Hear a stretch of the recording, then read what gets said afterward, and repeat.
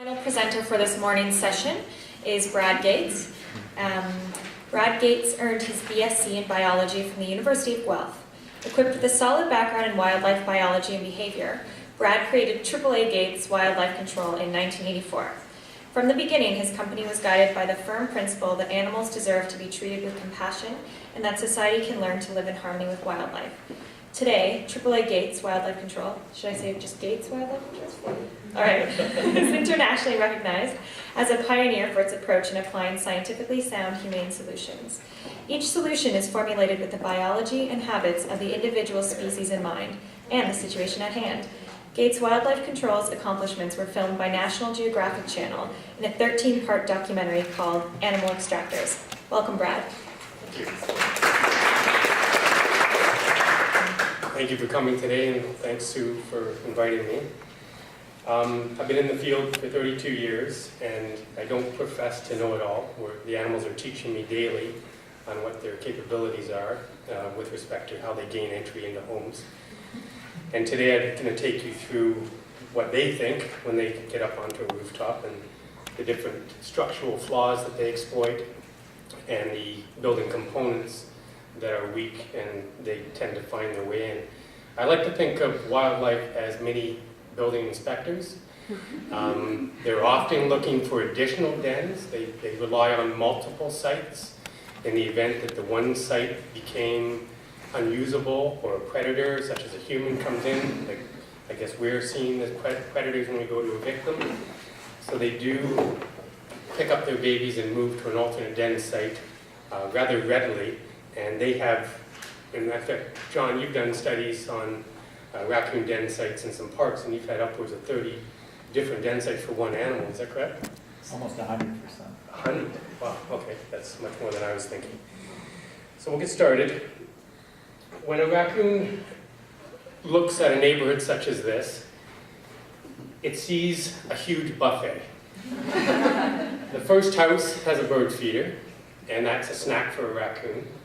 The second house feeds their cat on the back deck, but the cat prefers to eat birds, so the food's always available there for the raccoon. The third house puts their green composter outside the kitchen door, and once the raccoon has figured out how to open that up, it can gain enough food that it would normally take a week to forage for. But the fourth house is the real bonus house, and that's where the homeowner likes to feed wildlife. And they put out marshmallows and peanut butter sandwiches for the raccoon, so that's obviously the favorite spot for the animal to go to. But what else the raccoon sees when it looks at this is a vacancy sign on every front lawn. There is probably not a house that an animal couldn't get into as it stands today. As I said, I've been doing this 32 years, and homes are not being built any better today than they were 32 years ago. In fact, in a lot of cases, they're being built worse.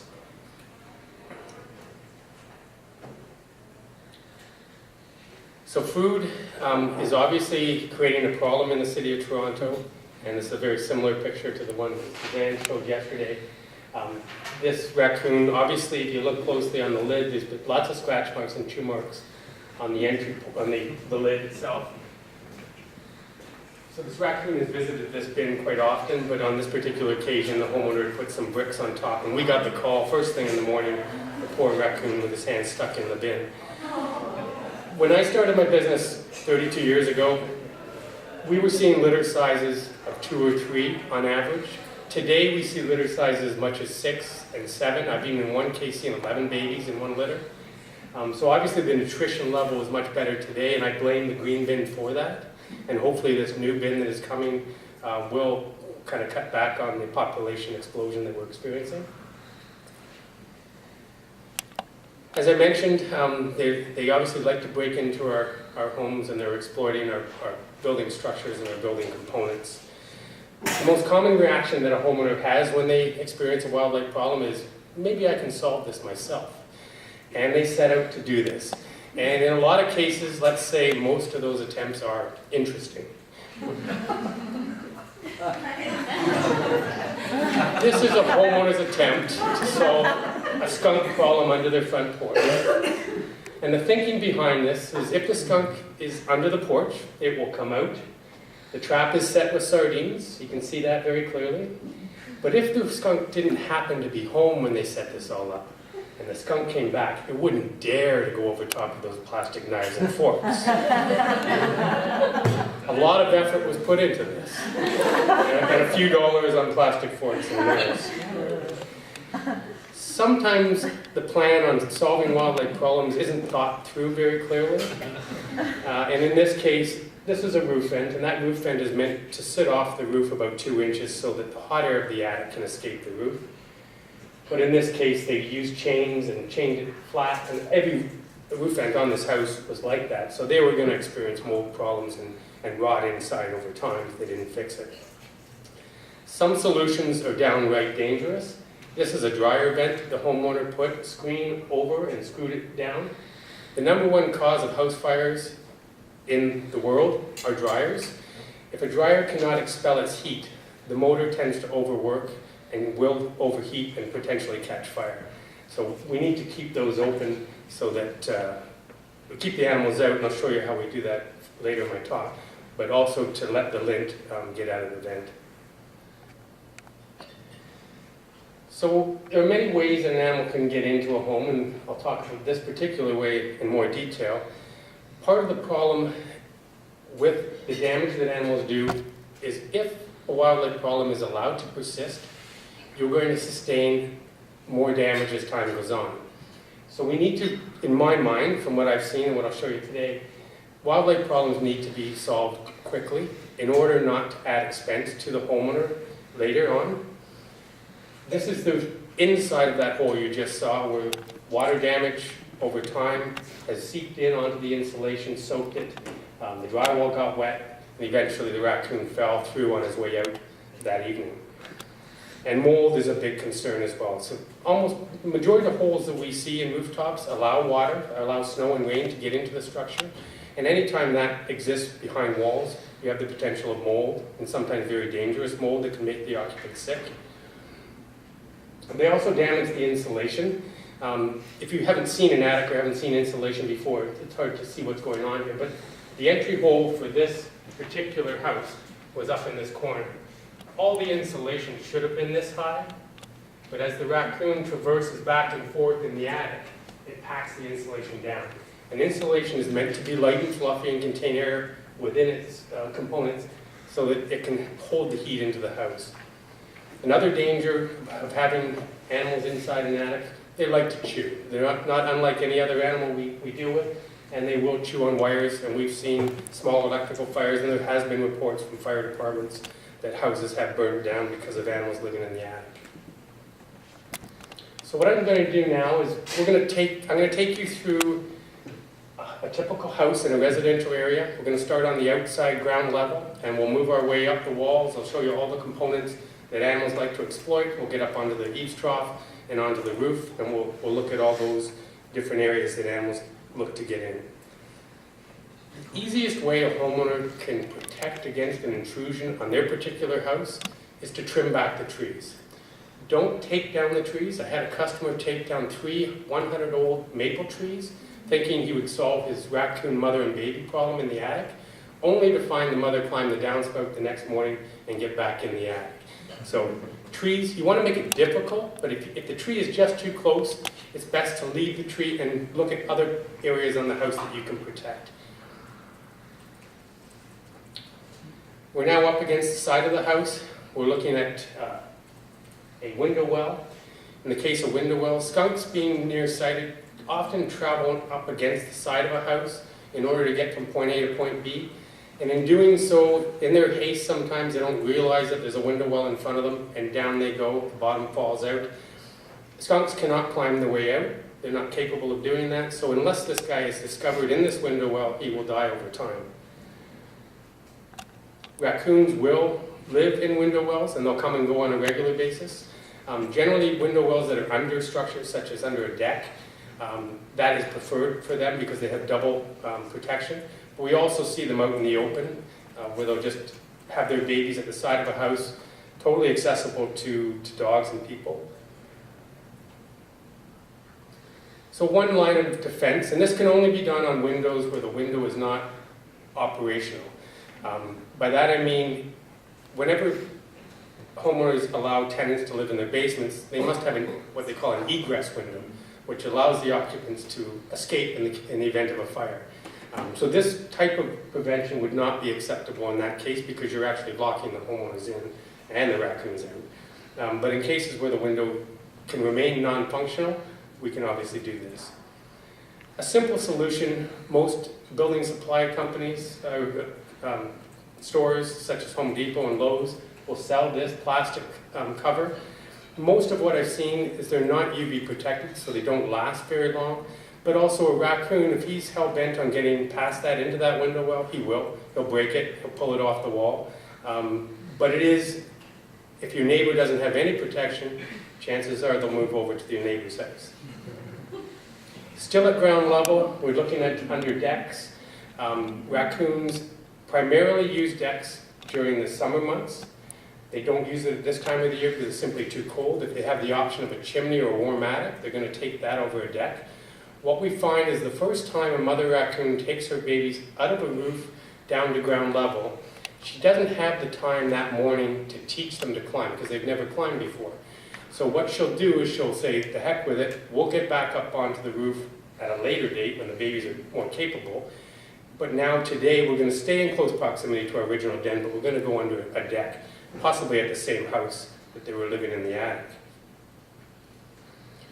So the way we approach animals living under deck, and this is a typical skunk underneath the deck, is that we must protect the entire perimeter. We can't just go to this particular spot and screen maybe 4 feet of the deck and leave it alone, because animals are persistent. You need to, in any approach in solving a wildlife problem as far as prevention goes, needs to go 100%. You can't haphazardly approach doing or offering up wildlife prevention. So the entire perimeter, all sides, right back to the house, need to be screened. And what we do is we conform it into this L shape and screw it to the actual deck itself with screws and washers. And the idea behind this is when it all gets filled back in and the soil comes back up to its original level, animals will always start to dig against the structure. They won't start way out here because they just don't think that way. So they start against the structure and dig down, and then they reach the plateau of screen. And they'll try 2 or 3 spots, and then eventually they'll give up, and they'll move on. And this can even be done for animals such as coyotes and foxes. In fact, we did a job like this for the Markham Museum for coyotes. And the only difference is that you must come out much further. We come out usually about 20, 24 inches for coyotes, because obviously they're really moving a lot of soil as they're sitting there trying to dig. So now we're moving up the wall of the house. This is an exhaust vent for either a dryer, a stove, or a bathroom vent. And starlings, being cavity dwellers, we heard a little bit about this, love to live in these vents. And we do probably 10 jobs a day through their breeding season, which is generally April and May. And what starlings tend to do is once they get inside these vents, they will build huge nests. You can have 4 feet completely packed in this 3-inch diameter pipe. And we often see they build this huge nest and they lay the eggs right on the pipe in the front of it. I think because most cavities have a bit of a downward turn if you go into a hollow tree, that sort of thing. But this is usually completely horizontal. So they tend to just keep building and building. They said, the heck with it, we're running out of space, we better lay our eggs here. So our job in this particular case is to clean out, get all the debris out. With eggs, we can't reintroduce the eggs back to the parent birds. There's no maternal instinct at that point. But if there are baby birds, we take the baby birds and we put them in a jug. And after we screen the vent, which I'll show you in a sec, the jug is attached to the outside of the vent, and the mother, the parent birds, will continue to feed the babies until they're big enough to leave the jug. That's how we screen it, allowing the louvers to continue to function as they normally would. In the case of a dryer vent, we would screen it the same way, but we have the customer sign off that they will do the maintenance on that vent, or they'll pay us to come back on a 6-month basis to actually make sure there's no lint building up on the screen. But at least this way it's visible. If there is lint, if there is a lint problem, we can come and service it. So moving further up the wall, we're now at the eaves trough level. It's never a good idea to allow plants to grow in your eaves troughs. It's usually a sign that water is not properly leaving the house. And anytime water can't follow the normal path down the downspout and away from the building, it often splashes back over the fascia, over the eaves trough onto the fascia board. Fascia board is the board the eaves trough is attached to. So anytime water washes over, that board slowly but surely starts to rot. And what happens is animals will go to that spot because it is either open or it's weak, and they'll start to work at it. And if it takes a couple of weeks, they'll continue to come back and finally get entry into the building. This is a raccoon entry hole. Another situation that exists on a lot of homes that we deal with is this space. The roof board, the board the shingles are attached to, comes down. Here's the fascia board. These boards ideally should meet so that there isn't a gap. Animals look to get their nose inside a structure. If they can get their nose in, they will then start to open it up. If they can get their teeth on the free edge of the wood, they start to work on it, Sometimes it's easier than others to get in, but that encourages them that they eventually can gain some traction and get inside the house. So generally in these types of situations, we want to bridge that gap. And we can either do that with sheet metal, a product called drip edge, or we can use screen. Sometimes screen is easier because we can work with fairly small pieces depending on the rigidity of the shingles. It's easier to manipulate them. This is a squirrel entry hole. It's a video I'd like to show you.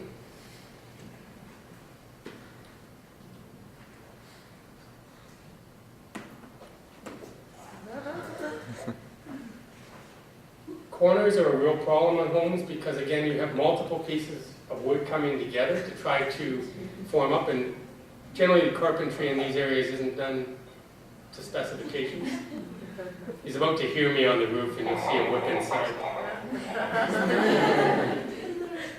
In the early spring, when they just start to get their land legs and they come out onto the roof, you'll get 5 or 6 on the roof, and then we put a ladder up and all of a sudden they realize they all have to get back in at once, and they just all come together and fight to get inside the hole. Not all entry holes at roof level are easy to find. Often they're covered with shingles, and in the case of red squirrels, being the smallest animal that we deal with, they can get to areas and see areas that we can't see on a normal inspection. The next slide is this shingle that you see here on the corner has been removed. So that is a red squirrel entry hole. It's about the size of a golf ball. And if a customer had hired me to do prevention on their home, I probably would have missed this spot as a place that would have needed protection. However, we do check most corners when we do an inspection on the house. I'm a big believer that taking care of the shingles on your roof aids in the rest of the house taking care of itself to a certain extent. In this particular picture, those shingles should have been replaced about 10 years previous to me taking the shot. So at first glance, you might ask yourself, what possibly could have been done here to prevent this from happening? Because it's in the middle of the roof. It was normally shingled, like the rest of the area that you see around there. But when you really start to break it down, you see a gray area of wood to the right of the hole. So you can see there's been some water damage here. Raccoons have this unbelievable ability to detect the smell of rot. And when we do have entry holes like this, if we start to look at them very closely, we will identify that, yes, there was some water penetration, and that penetration slowly started breaking down the wood, and the raccoon, over time, came across it and identified with it, and decided to tear through the shingles and gain access. This is what we call a plumbing mat and pipe. This pipe, for those of you who don't know, is meant to allow your gases from your sewer system, the methane gas, to escape your plumbing system. I equate it to a straw put in a glass of Coke, and you put your finger on the top of the straw and you pull the straw out of the Coke stays in the straw. If this pipe ever becomes clogged, your plumbing system shuts down and doesn't work. So we have taken to starting to screen the top of these, which I'll show you in a second. But more importantly, when builders put this pipe in, they tend to cut a bigger hole than the pipe really needs. It generally needs a 3-inch diameter hole, but what they like to do is create a hole big enough so that they can adjust it, make final adjustments when the plumbing system goes in.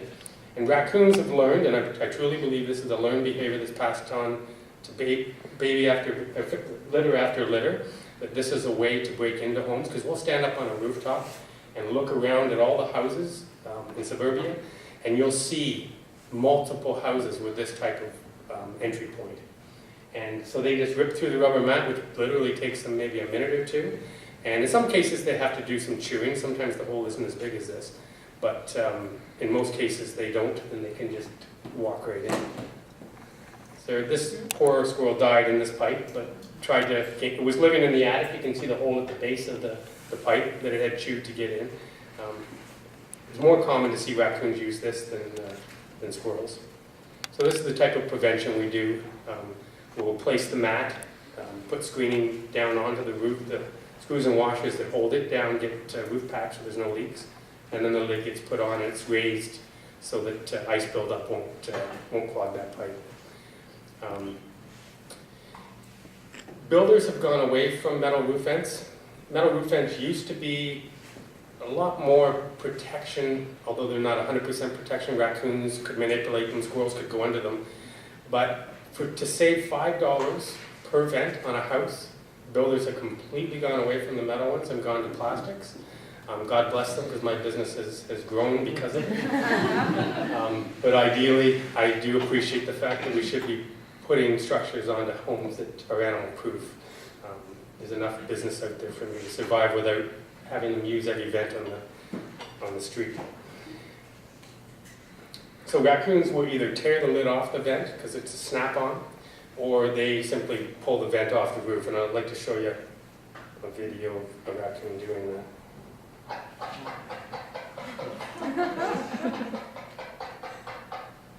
So my technician's trying to make some noise to get him to come out. He's actually on the roof. You'll see how good the green bin has been for raccoons in a minute here.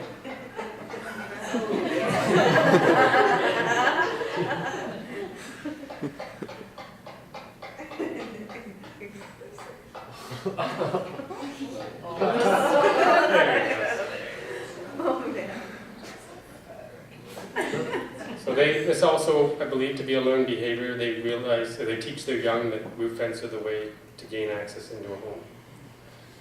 Squirrels will chew through the side of these plastic vents in no time at all. Sometimes they live underneath the vent lid if it becomes detached, or sometimes just building the nest provides enough force to detach the lid. And there's a litter of babies just about to leave the nest. So what we do here is we box the lid in to keep them from being able to chew on or for raccoons to be able to pull the lid off. The next structure, I'm almost done, but the next structure that is very common, we call them roof soffit intersections, and we call them that because it's where the roof comes up and meets the soffit of the house. And notoriously, these areas do not get the attention from builders to secure them down. Animals can easily go in, get to them, and either pop the piece of aluminum out of the way, or in some cases the whole soffit, as you'll see right now, can be manipulated by the raccoon. And I'm luring this mother out of the attic using a baby on the roof.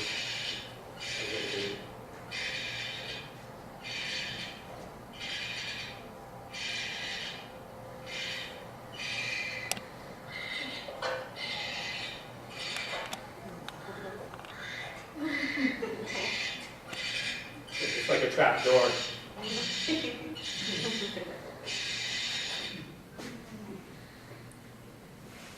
So in this next slide, you can see that it wasn't as trapdoor-like.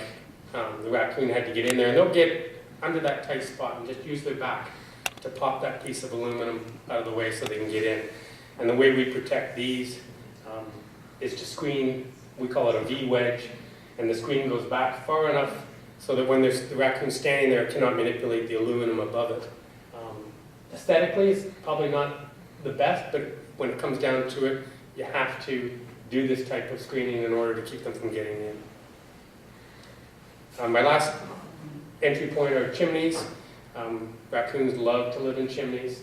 It's, as you'll learn this afternoon from some of the other speakers, it's one of our top 3 points of entry. And to me, it resembles a hollow tree in the wild for them. We simply put a screen cap over the clay piece, and if there isn't a clay piece, the screening gets put right on the cement top. And again, it's raised in case any debris was to fall on top of it, it could dry off and then blow away. And we guarantee those for 10 years. You can see how embarrassed this raccoon is. He went in to get Princess's dog food one night, filled his belly didn't just go for the dog bowl, went for the whole bag. And later that night attempted to leave, but had gained a few pounds. So we had to dismantle the whole door and let him go. And that concludes my talk. We have a very active Facebook page. We have 7,500 likes on that page, and we're starting to grow our Twitter and YouTube. And if you want to see how we actually remove animals by reintroducing the babies on site, none of our animals are relocated away from where we catch them. We actually give them back to the mothers on the roof, and they take them to their alternate den site. The reason we do that is because animals have already established those alternate den sites, and they know where to find food. So by not relocating them, we're just basically giving them the same opportunities and not putting any undue stress, or we're not transferring disease from one location to another. Thank you.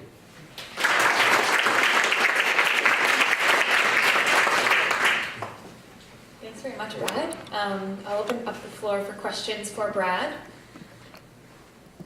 Yes, Marcus? Thanks, that was really fascinating. I had two quick questions. One, maybe I missed it, but I was wondering if you could talk a little bit about your method, how you got those videos. Do you have a poll or something? Or I was wondering if you could explain a little bit about what's going on there. And then also, I was wondering, do you find yourself going like neighbor to neighbor in the neighborhood? Like after you do one house, do they go next door? Or does it not really work like that? Good point, and a lot of our customers ask us that. We tend to find that raccoons don't have their den sites side by each. It'll be a good distance away. In most cases, we can't even follow them because they're going backyard to backyard, but we can watch them go over fences. I think it's a good strategy for them not to have them just go next door, because if it's a predator, the predator could watch them move the babies. As far as the videos go, we use GoPro, and we have the multiple attachments for that. And generally, once we put, in that case where the raccoon came out of the soffit, we put the baby further down the roof edge and had it crying. And then the mother, obviously hearing the sounds. Not all mothers are that determined to get their babies back at that particular time. A lot of cases we have to use one-way doors. So we get the babies out, put them in at this time of the year, when we get into March, when the babies start to be born, we put the babies in a heated release box so that they can thermoregulate, especially at night when the temperatures drop, so the mother can relocate the babies one by one. And just back to your question about the videos, yeah, we kind of get out of the way completely, set up the GoPro, put the babies between the mother and the babies. And the other filming that I do, if you go on our YouTube channel, I use just a Sony HD camera and follow the mother, put the babies down, stand back, or even set that camera up on a sack so that Do you live feed it so you're watching what's happening in real time? Or? I can live feed from the GoPro, live feed to my iPhone. I can do some of that, but most often it's just film it, get it filmed, and then edit it later.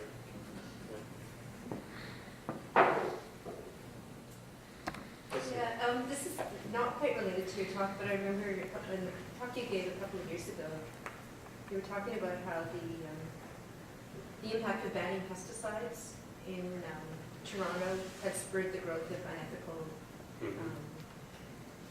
sort of so-called wildlife expert removal companies. I was wondering if you could talk a bit about that. So I think early 2000s, the government banned the use of pesticides, and a lot of the companies, a lot of pest control companies had an arm doing lawn care. And when that part of their business went away, the natural progression was for them to look at wildlife control. And even though even before that happened, we did have wildlife control operators that put money before the lives of animals. But even more so after this happened. And we're constantly putting out fires, we're constantly going in and taking babies that the mother had been caught in a trap and relocated many miles away. And it has bothered me from maybe year 2 or 3 that this goes on.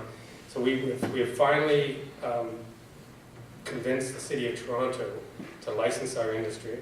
The Municipal Licensing and Standards Committee, about 2 weeks ago, unanimously agreed that we need licensing.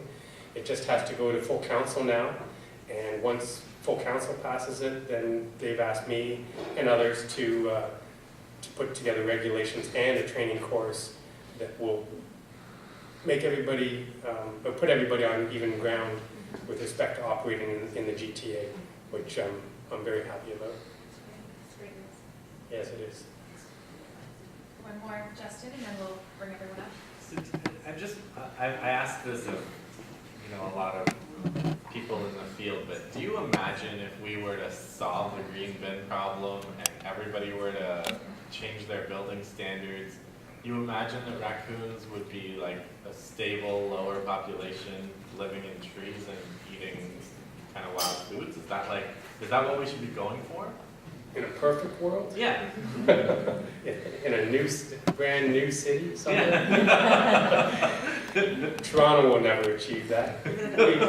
We had thought that maybe we would eventually, down the road, cap every chimney in Toronto. We wouldn't see another raccoon. Yeah. But building structures are deteriorating. People don't maintain them. Chimneys fall apart and they get rebuilt and the caps are discarded. Shingles aren't replaced when they should be replaced. It comes down to a maintenance issue most of the time when we're looking at roof edge type of entry holes.